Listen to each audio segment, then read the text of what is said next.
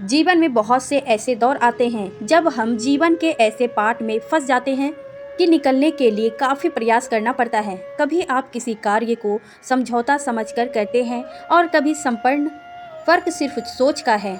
इसी को दर्शाते हुए समर्पित है एक प्यारी सी कहानी। रीना और रीतू दो सगी बहनें थीं। दोनों की शादी भी लगभग एक ही समय में हुई थी। रीना बहुत ही सुलझी हुई और परंपराओं को निभाने वाली थी। रीतू बहुत ही अल्हड़ और नए जमाने की अभिव्यक्ति को दर्शाती थी।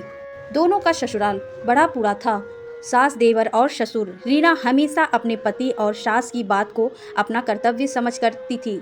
दूसरी तरफ रीतू हमेशा नए जमाने का हवाला देकर दरकिनार हो जाती थी। एक बार रीना की सास ने कुछ उसे कपड़े पहनने के लिए दिए। उसमें एक कॉटन की साड़ी थी। रीना को साड़ी अच्छी नहीं लगी, पर अपने पति और सास का मन रखने के लिए उसने कपड़े पहन लिए। यह उसका संपूर्ण था। दूसरी तरफ रीतू को हमेशा मॉडर्न कपड़े पसंद थे, पर उस दिन कुछ बुजुर्ग लोग घर पर आने थे। उसने कहा, राजेश, मैं यह साड़ी नहीं पहनूंगी। लेकिन रीतू, मेरे मामा जी आने वाले हैं, वो पुराने ख्यालात के हैं, उनके सामने यह जीन्स टी शर्ट शोभा नहीं देगा। रीतू ने मुंह बना लिया और बहस करने लग गई। लड़ाई के बाद रीतू ने सलवार सूट पर समझौता कर लिया, पर राजेश का मन खिन्न हो गया। ऐसा ही रोज होता था। दोनों बहनों का जीवन चल रहा था। थोड़े दिन बाद रीना की देवर की शादी थी। रीतू भी आमंत्रित थी। राजेश ने रीतू से कहा कि थोड़े दिन पहले चली जाओ, रीना की मदद हो जाएगी, पर रीतू ने तपक से कहा, मैं नहीं जा रही, इतनी जल्दी सारे काम मुझे करने पड़ जाएंगे। राजेश अवाक रह गया। अपनी सगी बहन के लिए भी इसके मन में कोई सम्मान नहीं है। रीना बड़ी तल्खनीता से अपना फर्ज निभा रही थी। सुमित अपनी बीवी से बहुत संतुष्ट था।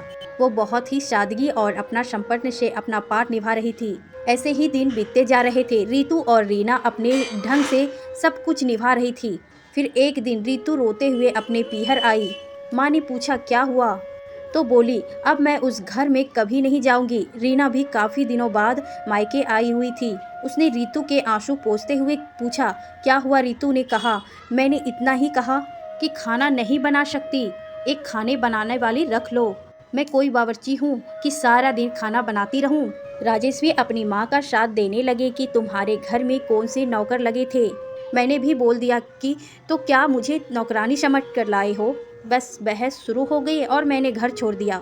रीना ने कुछ नहीं कहा और रीतू को समझाने के लिए अंदर ले गई। माँ चाय बनाकर ले आई। रीना ने रीतू को बताया, शुरू में मुझे लगा कि मैं यहाँ कैसे रहूँगी, सब लोग इतने नखरे वाले हैं, पर जब मैंने सबकी खूबियों को जाना और पूर्ण समर्पण किया तो सब लोग मेरी भाषा बोलने लग गए। तुम भी पूर्ण समर्पण के साथ अगर रिश्तों को अपनाओगी तो जीवन आसान और चल्यमाम हो जाएगा। रीतू को कुछ समझ आ रहा था कि, लेकिन वह चुप रही। शायद उसके मन के अंदर जिद चल रहा था। जब हम कुछ कार्य करते हैं तो उसे पूरे समर्पण से करेंगे तो वह एक एहसास बन जाएगा, कभी भीड़ता का एहसास नहीं होगा। तो आप क्या अपनाना चाहेंगे, समर्पण या समझौता?